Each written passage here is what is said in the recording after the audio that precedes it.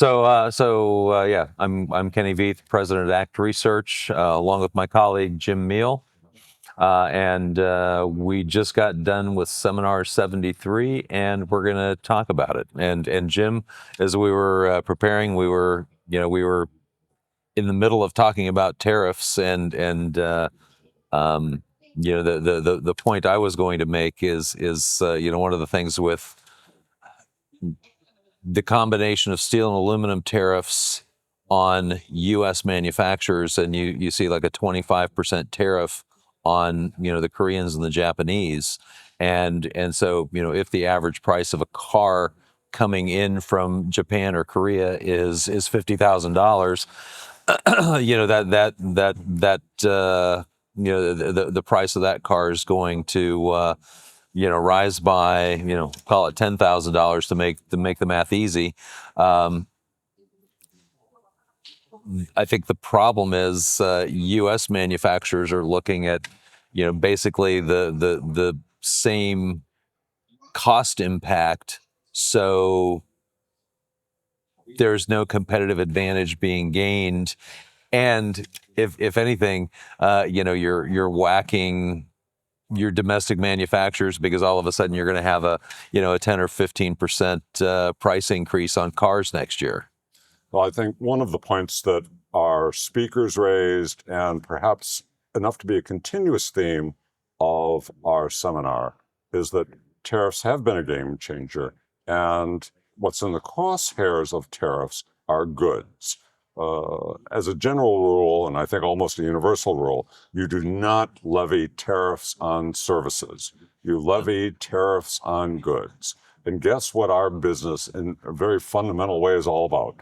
Freight, transportation, the movement of goods, trying to get stuff from point A to point B.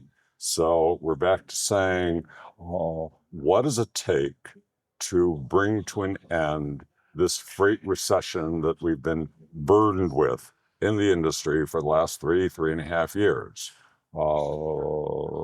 Tariffs don't exactly help the cause. Yeah. So maybe do we go on and talk about something else, or we just keep beating tariffs? Because I think one of the takeaways, or I guess the tee up that you just gave me is that tariffs are generating goods inflation. And goods inflation, if you pick your number, say 5% across all goods, we have the same number of dollars to spend. Everything we're buying costs 5% more, so we buy 5% less. And kind of piling onto your point, if we're buying 5% less, that's less freight going into trucks at a time when the trucking industry is already beaten up, after the 3.5 years of overcapacity, and now we're pushing down. We've been oversupplied. Now we're pushing down on demand. And riffing off the observations you just made, there are a few threads or a few themes that seem to be woven throughout the seminar, and that united the presentations of a number of our speakers. Number one was conditions right now are flat, and flat, unfortunately, for about as far as the eye can see. And I'm sure you, in your conversations today and in other contexts, get the question all the time, do you have some good news to deliver? When is this freight recession going to end? And you probably respond, perhaps more eloquently, but in words like, it's hard to see, it's going to be tough, and then that generates an anxiety, a fear that the top forecaster in the business doesn't have a GPS that shows how we get to the end of the woods and into bright daylight.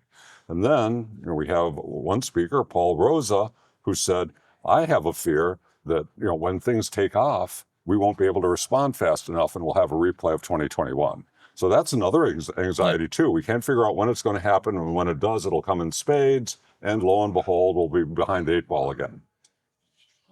As it always is. And I think 2021 was was an excruciatingly hard example because of the global supply chain mess that was driven by that was driven by COVID. But we can go to any cycle, and from the time truckers decide they want trucks to the time the OEMs recognize the cycle is really happening, to the time suppliers can ramp up their supply chains, you've got a 9 to 12 month backlog that is already built.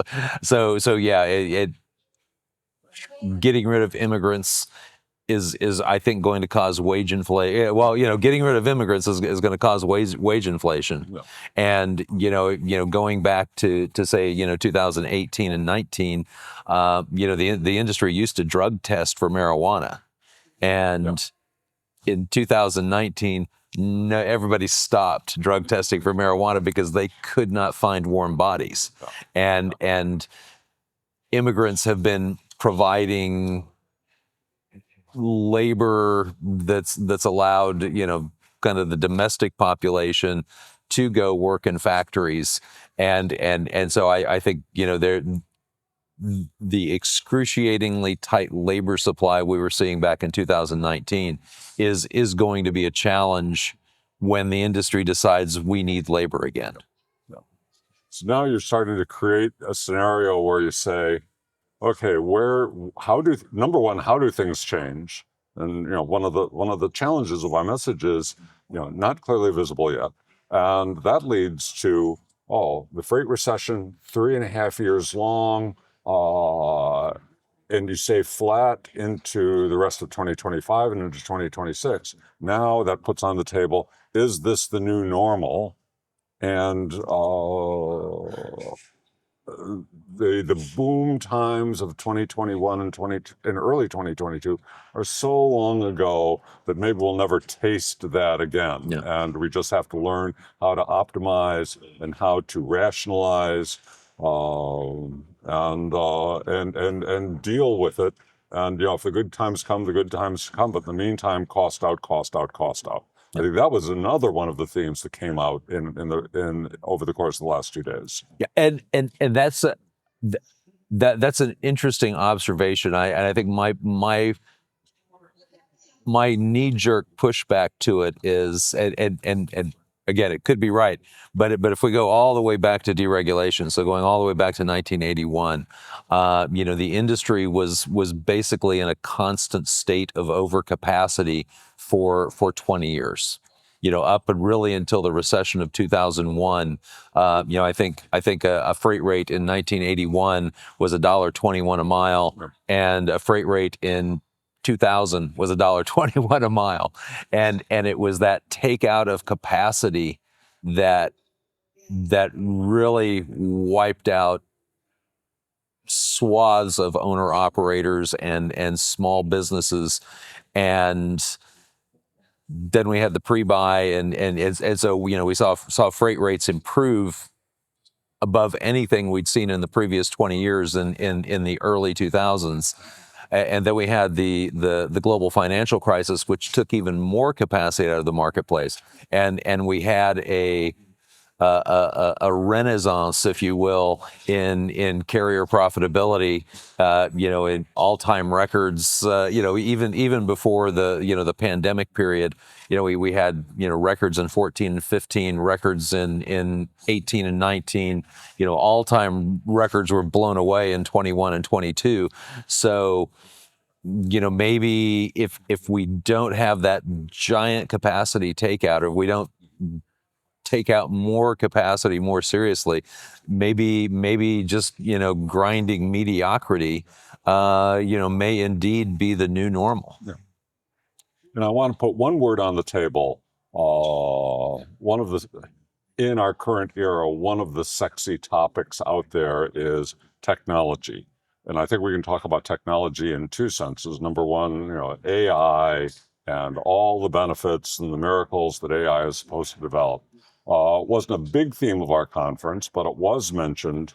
The one thing that we do have to be cognizant of is that all that wondrous technology, by and large, is, again, services-based. And even the the goods that stand behind it in the way of data centers, in the way of power equipment, utility stuff, that tends not to be freight intensive. So it doesn't give our business a big boost. A little bit closer to home, which is new propulsion technology, autonomy. We had our terrific crew, Ann Rundle and Lydia Vieth, talk about it. But in the current Trump environment, I guess push out, push out, push out is the order of the day.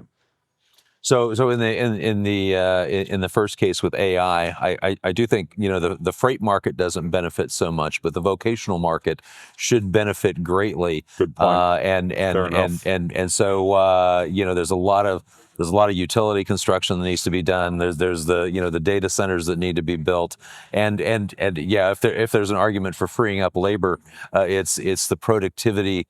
The productivity that's driven from AI freeing up kind of menial work, and as our friend Paul Traub, he likes to talk about the rule of 72, but it's also I think he's the first one I ever heard say the economy's non-inflationary speed limit is percent change in population plus percent change in productivity. So we could be looking at a at a decade of maybe a new trend growth level for the U.S. non-inflationary trend growth level for the U.S. economy.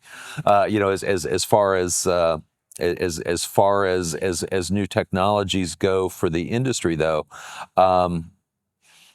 You're talking about the uncompetitiveness of U.S. manufacturers broadly. The Chinese and the Europeans, to Ann's point earlier, the Chinese and the Europeans aren't going to stop working on new technologies, and the risk is I think the Chinese arguably have already stolen a march on most of the world, and we are, by backing away from new technology, allowing the Chinese to be the ones that dictate, even as we're trying to slow their economy down with tariffs, we're giving them free rein in new technology. Well, that's a happy note. Not clear for next year, but somewhere down the road, things will get better. The cure for low prices is low prices.